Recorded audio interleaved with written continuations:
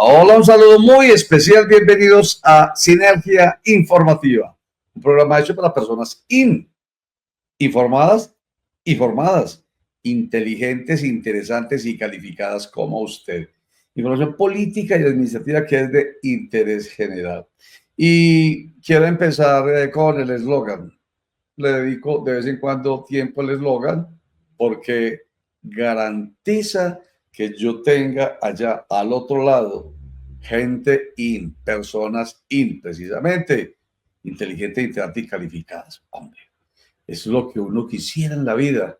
¿Cómo no voy a querer yo que a mí me admiren y me vean como una persona inteligente, como una persona reflexiva, argumentativa, una persona que aporta, no una persona que destruye, una persona que construye, propositiva, no una persona que quiere hundirse y hundir a los otros o hundir a los otros creyendo que esa misma persona no se hunde?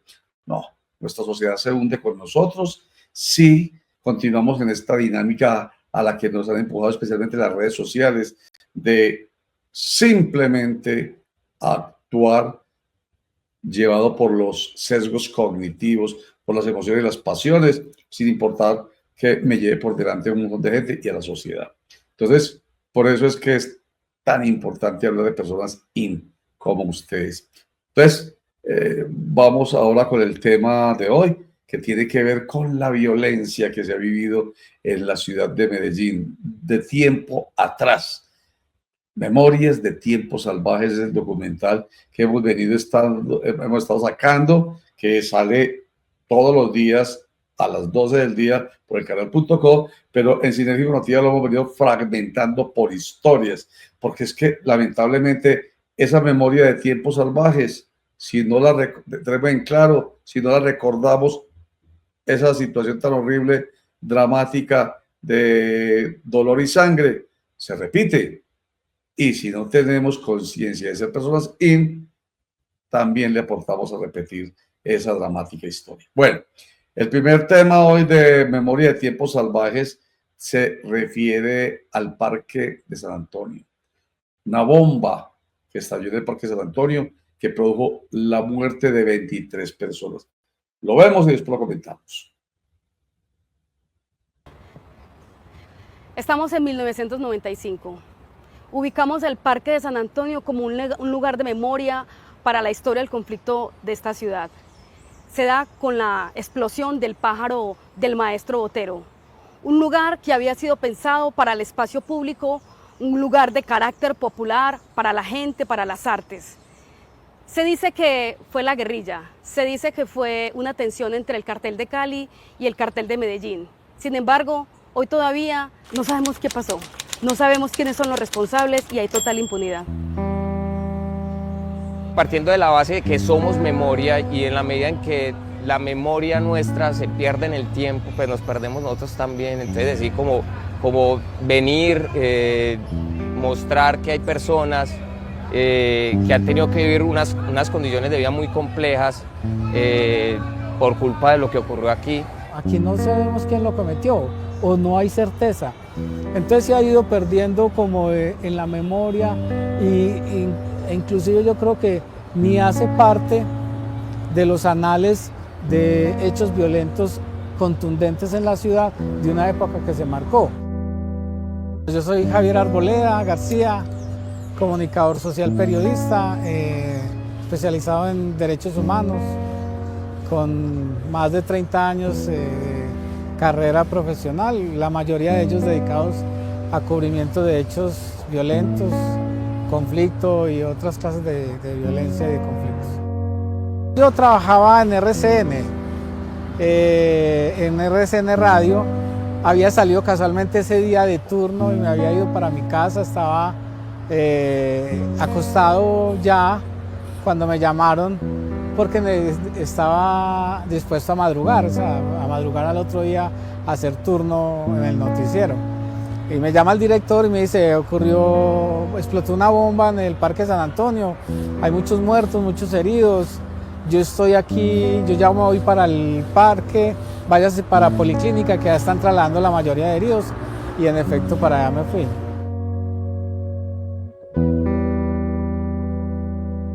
nombre es David Correa Giraldo, soy historiador de la Universidad Nacional. Mi relación con la bomba es básica, yo soy hijo de una de las víctimas mortales de la bomba del Pájaro, como comúnmente se le conoce. Soy hijo de Jairo Correa Marulanda, quien muriera el 11 de junio, un día después de que ocurrieron el atentado.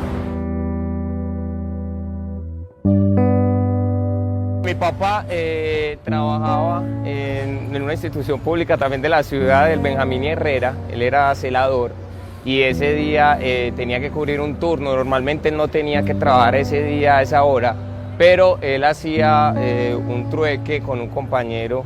Él le cambiaba los 31 y los 24, porque él no tenía hijos, por algunos días durante el año en la noche. Mi papá sale a trabajar, se encuentra aquí que había un evento, ¿cierto? Patrocinado por la alcaldía de Cartagena, y había un concierto de vallenatos, y él se supone que tenía que esperar el bus aquí. Seguramente se acercó a mirar qué había y en ese momento explotó la bomba un poco más allá de las 9 de la noche, 9:20 de la noche. Primero, un caos impresionante. La gente afuera tenía muy poca información, solo lo que radialmente habían escuchado. En ese momento la radio era como el medio más imperante porque era el más inmediato, entonces la gente estaba pegada de su radio escuchando qué era lo que estaba pasando, qué era lo que había pasado, a dónde posiblemente habían llevado los heridos. No sabían nada porque eran demasiados heridos, ¿cierto? Más de 200 al final fueron, más de 20 personas muertas. Entonces nos fuimos para allá, ya nos entregaron la lista con nombres ya de las personas que estaban y en qué hospital estaban, ¿sí me entienden? Obviamente la mayoría estaban en lo que en su momento se llamó policlínica, y pues esa lista se convirtió en un elemento vital, porque con eso yo creo que le dimos tranquilidad a mucha gente, ¿no? Yo creo que entre las 2:30 de la mañana y las 11 de la mañana, con unas actualizaciones, yo las leería por ahí unas 10 o 15 veces al aire sin que me cortaran, o sea, de largo. Leer 250 nombres, Juan, pues es un tema complicado. Después de que él murió, pues no quedamos completamente desprotegidos. Pues imagínate una viuda con 4 hijos, sin saber mucho qué hacer. Mi mamá es una mujer muy práctica, pero de todas maneras la incertidumbre, el dolor fue muy profundo. Hay mucho desconocimiento respecto a lo que ocurrió aquí. Ahorita que se acercaban los extranjeros a tomar la foto, ¿cierto? Porque evidentemente pues, es algo relevante. Entonces la ciudad les hablaban de Pablo Escobar, ¿cierto? Y generaron una relación directa entre Pablo Escobar y este suceso, teniendo en cuenta pues, que en realidad nada tuvo que ver. De hecho pasó varios años después de que Pablo Escobar muriera. Se ha metido en una especie de pozo sin fondo, porque como nadie sabe, que como aquí estamos es acostumbrados a satanizar, entonces como no sabemos a quién echarle la culpa, entonces no nos importa. El Estado nunca reaccionó en favor de las víctimas, en 3 términos sencillos de los que hablamos siempre: verdad, justicia y reparación. No hay verdad porque nunca se supo quién estuvo detrás de los hechos, ni en términos intelectuales ni en términos materiales. No hubo justicia porque pues no hay un juicio, no hubo tampoco una sentencia de la Corte que dijera X organización, tal movimiento o tal grupo de personas, y pues mucho menos reparación. Tampoco se nos reconoció como víctimas del conflicto armado, porque al no haber un móvil, al no haber un responsable directo de la situación, pues no saben en dónde incluirnos a nosotros, entonces tampoco se nos reconoce como víctimas del conflicto armado, más allá de que lo hayamos intentado así.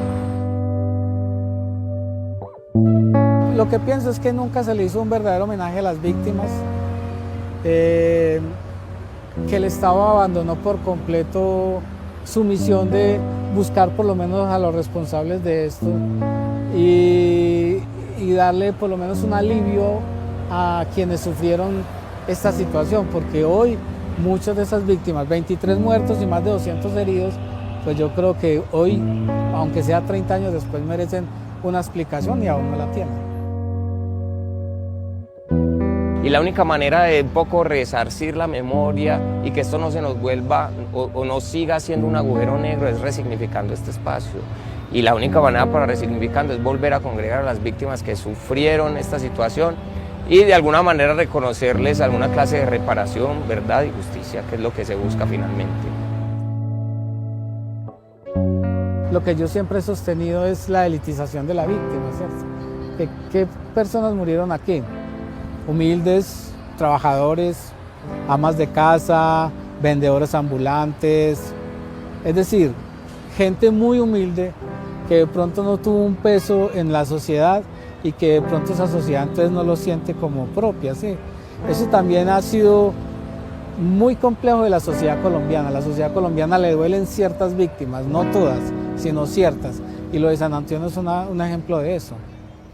Hoy más que nunca, y luego de la firma del acuerdo de paz con la última guerrilla de América Latina, es necesario volver a esos lugares donde acontecieron hechos victimizantes. El Parque San Antonio, por supuesto que es un lugar de la memoria, los lugares de memoria que tenemos que volver, porque fueron importantes no solamente para las víctimas, también para nosotros, para nosotras, también para la historia de esta ciudad. No podemos olvidar que esos lugares que a veces hoy aparecen invisibles, que pasamos por ahí como si no recordáramos que hubiera pasado, hoy más que nunca, lugares de memoria como el Parque de San Antonio tienen que volverse emblemáticos y que se incrusten en la memoria del corazón, en la memoria de esta ciudad, en la memoria sobre todo del conflicto político de Colombia.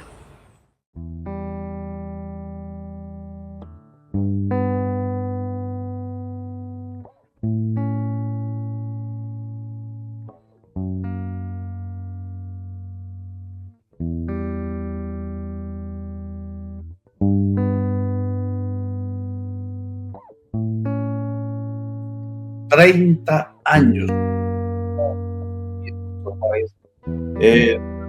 Pájaro de Botero, un símbolo. La destrucción, pero que lo de menos, ¿cierto? Es un objeto, pero lo que significa esa destrucción de ese pájaro con la violencia de entonces y que todavía se mantiene, tiene que ser un llamado a la memoria para evitar que esos tiempos salvajes vuelvan. Hagamos un corte para mensajes, ya volvemos. Contraloría Distrital de Medellín, la mejor del país, de acuerdo con la Auditoría General de la República. 126 familias pueden tener casa propia en Itagüí con subsidio de vivienda. Visita la sala de ventas en la calle 55B Sur, número 5544, barrio Las Villas. Alcaldía de Itagüí. Itagüí va bien.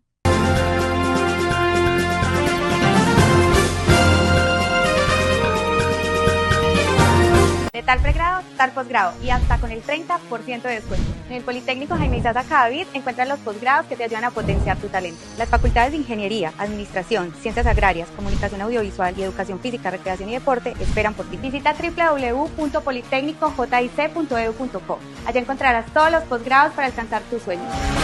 Si cometiste una infracción de tránsito y optas por realizar el proceso de reeducación, verifica tu sanción en la plataforma CIMIT y acércate a un CIA autorizado. Asiste a la capacitación obligatoria, toma el curso de reinducción y presenta el soporte para completar el proceso de pago de multa. Tienes derecho a que la reeducación sea impartida por instructores capacitados y material actualizado. También tienes la obligación de cumplir con cada etapa del proceso, porque la seguridad vial comienza por ti. Ponte la 10 y juega legal. Compra tu lotería de Medellín en puntos de venta autorizados o en lotirred.net y metámosle un gol a la ilegalidad. Compra legal para que tus sueños puedan hacerse realidad. Lotería de Medellín.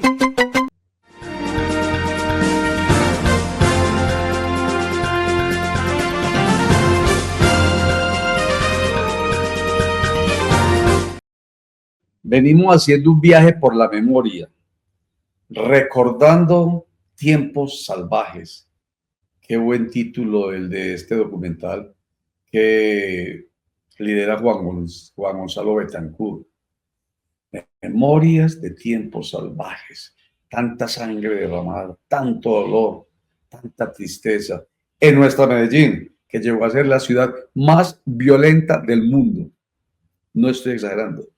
Así fue catalogada en su momento. En esa época, a finales de los 80, principios de los 90, cerca de 353 homicidios por cada 100.000 habitantes. En entonces soñábamos ser como Santiago de Chile o como Washington, con 10 homicidios por cada 100.000 habitantes.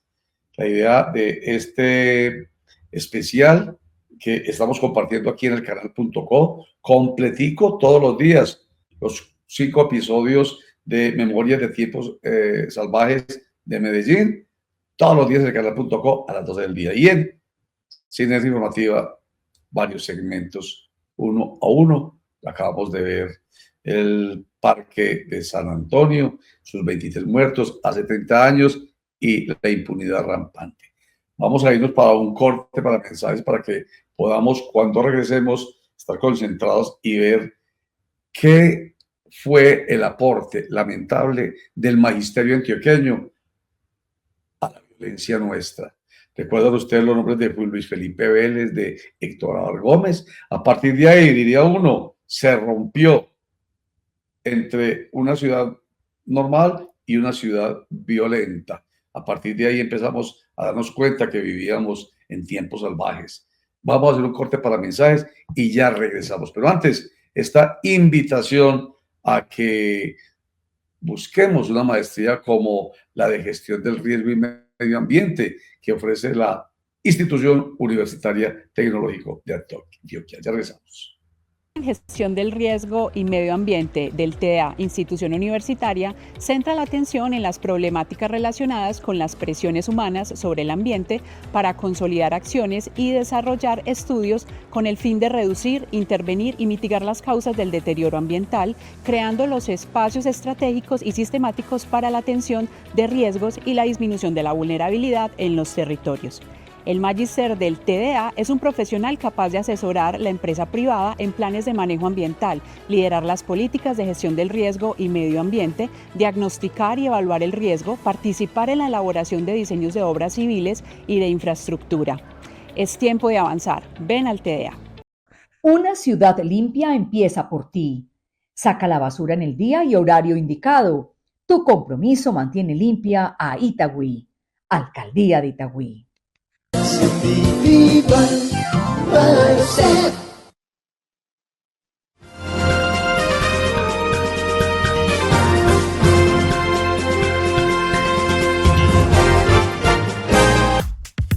Es tiempo de pensar diferente. Es tiempo de soñar y creer. Es tiempo de ser lo que quieres.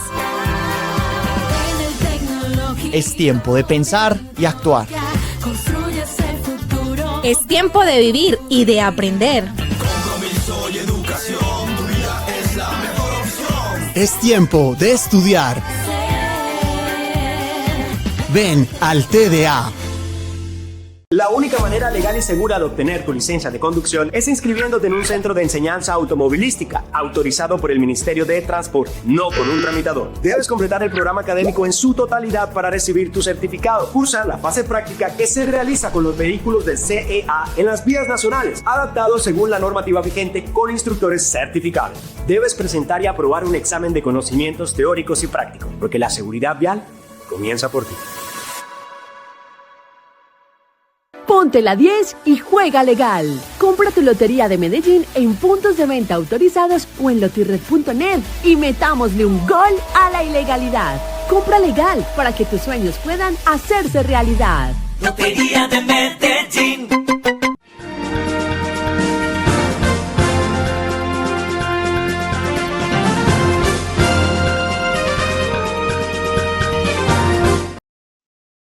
La Asociación de Institutores de Antioquia, ADIDA, hay un mural con varias fotografías de los varios, no todos, profesores y profesoras que fueron asesinados o que han sido asesinados desde, díganlo ustedes, 1986 a 2000, bueno, sigue corriendo, pero hasta 2001. ¿Saben cuántos profesores y profesoras asesinados se contaban. 1986-2001, 491 miembros del magisterio asesinados.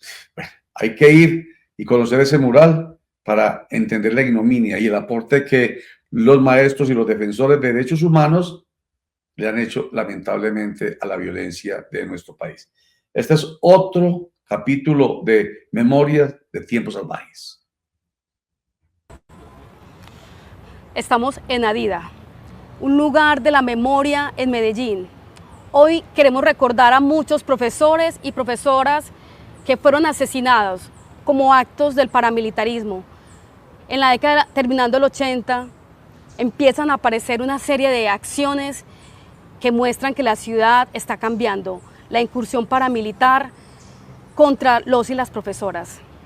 Adida, un lugar de la memoria que esta ciudad no puede olvidar.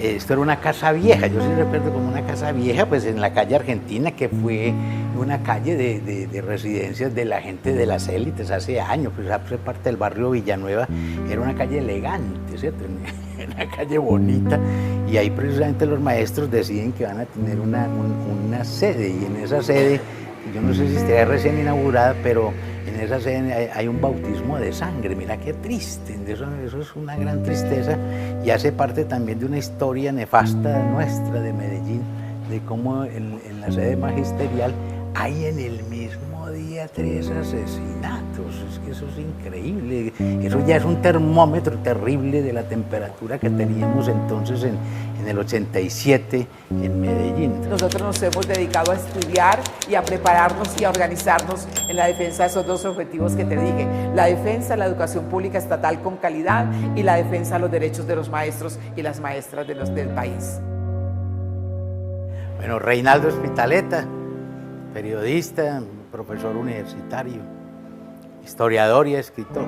Vamos a remontarnos entonces allá a agosto de 1987, o a ese año tremendo, pues que Medellín ya era una ciudad muy peligrosa, muy llena de asesinatos selectivos, con un terror también que fue como formando la atmósfera pesada que se vivió pues en el 87. Los periodistas, sobre todo los que cubramos determinados aspectos de orden público o de otra índole de derechos humanos, que así no era tampoco el nombre todavía muy ajustado de los derechos humanos, pues vivíamos en vilo. ¿Por qué? Porque siempre había amenazas y había entonces autocensura, censura. Los directores y editores se timbraban mucho cuando uno iba a publicar algo referente a los derechos humanos, a las detenciones, a las desapariciones que ya venían de larga data en la ciudad, y sobre todo de estudiantes y profesores universitarios.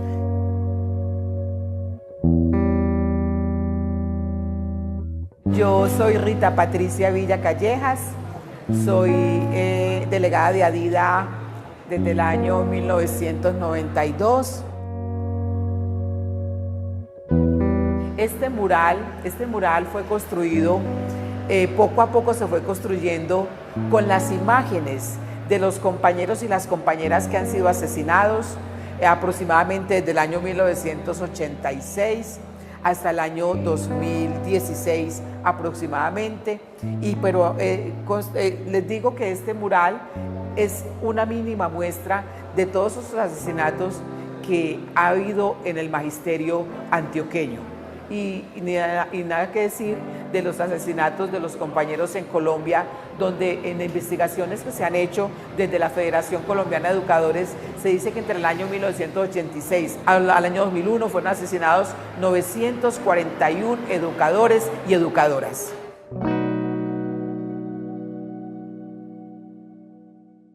Yo cubría la fuente de educación, pero la fuente de educación también se encargaba de asuntos que tenían que ver con el orden público en las universidades, y particularmente en la Universidad de Antioquia, que estaba muy agitada por esa época. Había muchos problemas, habían desaparecido estudiantes, también había muchas amenazas contra profesores, es decir, contra todos los estamentos universitarios. Entonces me tocaba ir allá y hablar con Héctor Abad, que era el presidente del Comité de Defensa de los Derechos Humanos en Antioquia, y Carlos Gaviria era como el otro muy visible ahí.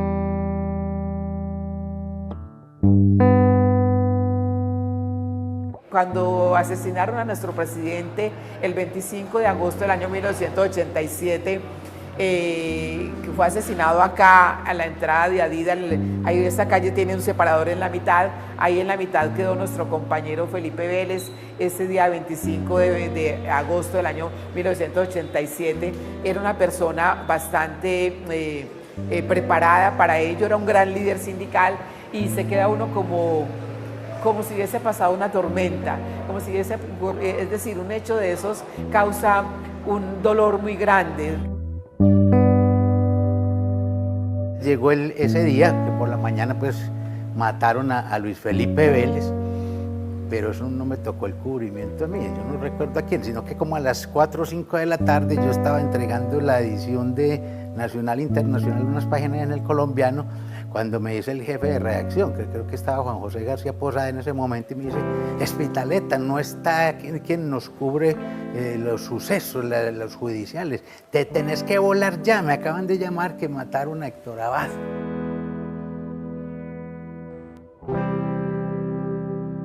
Entonces empecé pues como a hacer reportería así como enloquecido, en serio que me dio como una conmoción ver esos cadáveres cubiertos ahí, y que hacía poco pues habíamos hablado de tantas cosas que estaban sucediendo en Medellín y de las amenazas y los listados negros, y fue terrible, para mí fue un impacto tremendo.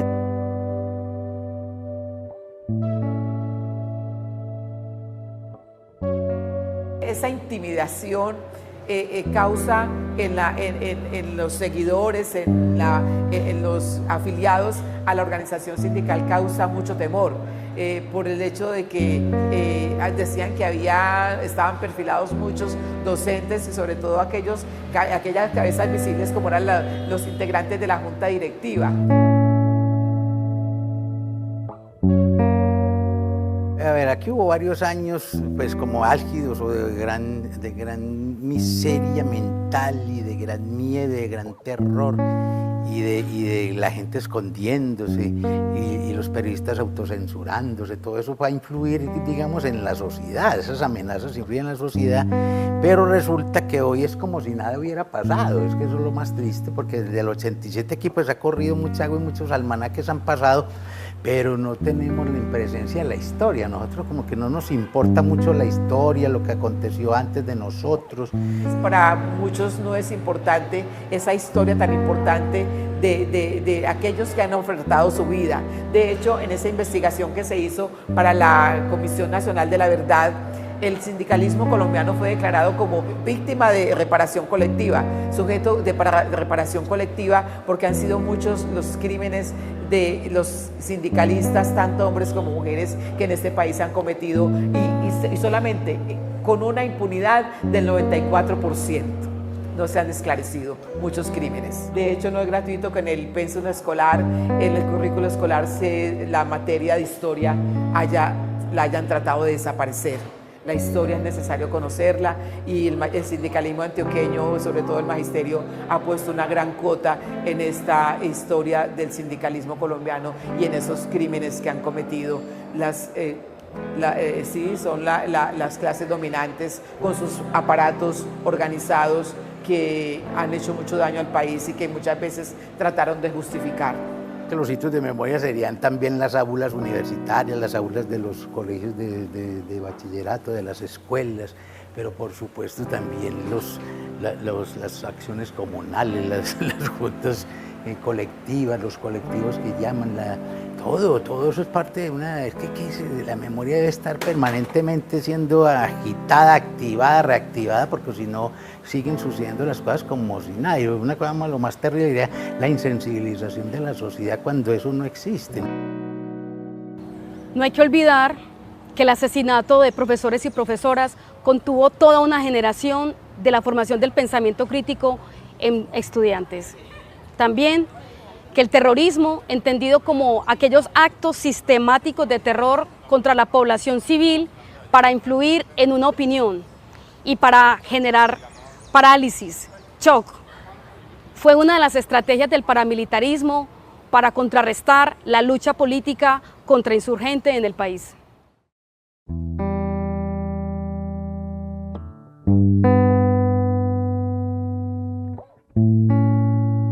dicho, el asesinato de Héctor Abloh en 1887 mandó precisamente porque eran grandes representantes de la defensa de los derechos humanos. ¿Qué es lo que dice la historia? Que su muerte simboliza la intolerancia violenta contra el pensamiento crítico y reveló la alianza perversa entre actores armados y sectores incluso del poder que buscaban silenciar estas voces disidentes. Memorias en tiempos salvajes o de tiempos salvajes, para que no lo volvamos a repetir. José León Vasco, gracias por acompañarnos en la producción. Y a usted muchas más. Chao.